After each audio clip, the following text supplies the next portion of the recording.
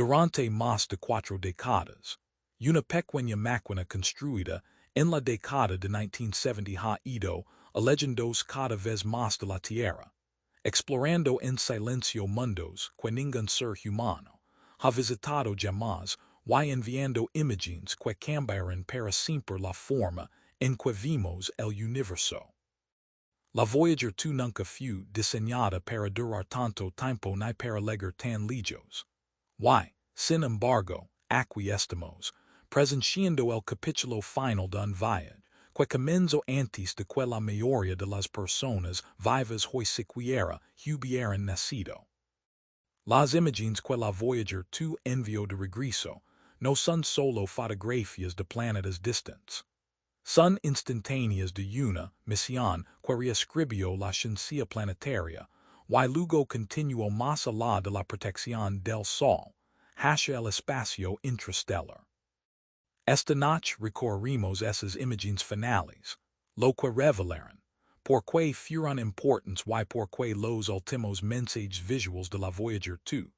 Desde el espacio se sienten menos como un final y más como una advertencia silenciosa sobre lo pequeños que somos en realidad. Quedate hasta el final, porque el significado profundo de estas imágenes va mucho más allá de lo que muestran. Es fácil olvidar que Voyager no es una sola nave espacial, sino un par de exploradores gemelas lanzadas con la misma misión y destinos radicalmente distintos. La Voyager 1 y la Voyager 2 fueron construidas para trabajar juntas, no lado a lado, sino separadas a lo largo del sistema solar para cubrir la mayor cantidad de terreno posible.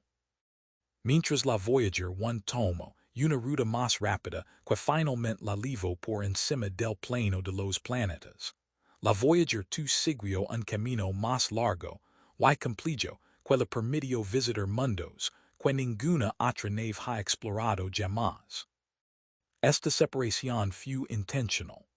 Al enviar a las hermanas en direcciones distintas, la NASA maximizó las posibilidades de descubrimiento, y la Voyager 2 se convirtió en la única nave espacial que ha visitado de cerca Urano y Neptuno. Desde el principio, la Voyager 2 estaba destinada a ser la exploradora más profunda, la que permanecía más tiempo, observaba con mayor detalle y revelaba aspectos que nadie siquiera sabía que debía buscar.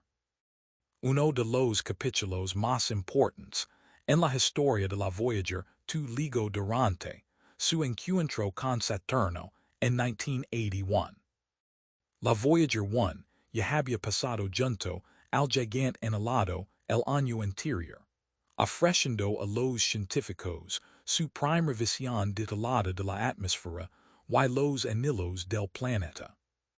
Pero la Voyager 2 ligó con un propósito nuevo. Usando el conocimiento obtenido en el primer sobrevuelo, la NASA instruyó a la Voyager 2 para que se concentrara intensamente en los anhelos de Saturno, especialmente en el estrecho y misterioso anhelo F exterior. Lo que la nave encontró rompió todas las expectativas. En lugar de anhelos simples y estáticos, la Voyager 2 reveló un sistema lleno de movimiento, complejidad y estructura. Los anhelos mostraban trenzas, ondulaciones y patrones intrincados que sugerían una interacción y un cambio constantes.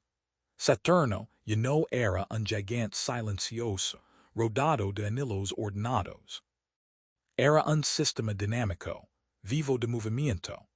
Y las imágenes de la Voyager 2 obligaron a los científicos a replantearse por completo cómo se forman y evolucionan los anhelos planetarios. Si Saturno sorprendió a los científicos, Urano los dejó atónitos. A principios de 1986, la Voyager 2 se convirtió en la primera y única nave espacial en visitar el séptimo planeta desde el Sol. Lo que envió de regreso percha casi irreal. Las imágenes revelaron un planeta que rota de lado, inclinado 98 grados, a diferencia de cualquier otro en el sistema solar.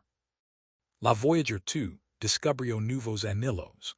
Once lunas previamente desconocidas y un entorno tan frío, que llevó al límite lo que los científicos creen posible.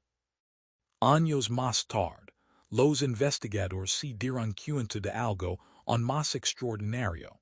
La Voyager 2 había atravesado sin saberlo un plasmoide masivo, una estructura gigantesca formada por el campo magnético de Urano. Esto significaba que la nave había pasado directamente por un fenómeno magnético planetario que nadie había observado antes. Urano pasó de ser un gigante helado extraño y distante a convertirse en uno de los mundos más extraños y menos comprendidos del sistema solar. Todo porque la Voyager 2 se atrevió a acercarse. A medida que la Voyager 2 continuó su viaje, se alejó cada vez más de la Tierra, hasta cruzar finalmente la heliosfera, la burbuja invisible creada por el viento solar que protege a nuestro sistema solar de gran parte de la radiación de la galaxia. Cruzar este límite significó que la Voyager 2 ya no solo estaba explorando planetas, estaba explorando el propio espacio. Incluso después de más de 40 años, la nave seguía sorprendiendo a los científicos. Un débil zumbido detectado por su sistema de ondas de plasma resultó ser un tesoro de datos, permitiendo a los investigadores medir la densidad del plasma en el espacio interestelar por primera vez de forma continua. Mucho después de que se enviaron a la Tierra sus últimas imágenes planetarias, la Voyager 2 seguía realizando un trabajo que ninguna otra nave podía hacer, demostrando que el espacio entre las estrellas no está vacío, no es silencioso y no es simple. Sus imágenes, incluidas aquellas que ayudaron a redefinir mundos como Júpiter, Saturno, Urano y más allá, ahora se sienten como una despedida visual de una máquina que nos mostró nuestro sistema solar desde dentro y luego desde fuera. Mucho antes de que la Voyager 2 alcanzara la oscuridad exterior, su viaje comenzó realmente en Júpiter. Y lo que ocurrió ali marcó el tono de todo lo que vendría después. Cuando la Voyager 2 llegó en 1979, envió más de 30 imágenes. Las vistas más detalladas que la humanidad había visto jamás del gigante gaseoso y de sus principales lunas. No eran solo imágenes hermosas.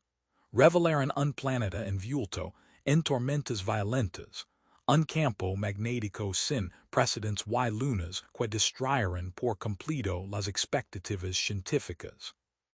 Io estaba en erupción con enormes volcanes.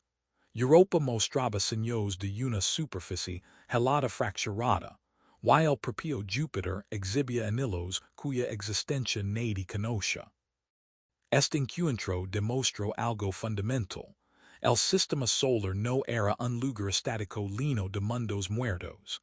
Era dinámico, activo y en constante cambio. Y la Voyager 2 acababa de abrir una puerta que nunca podría cerrarse.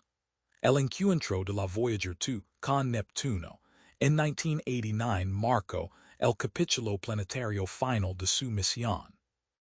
Y de manera apropiada, fue uno de los más impactantes.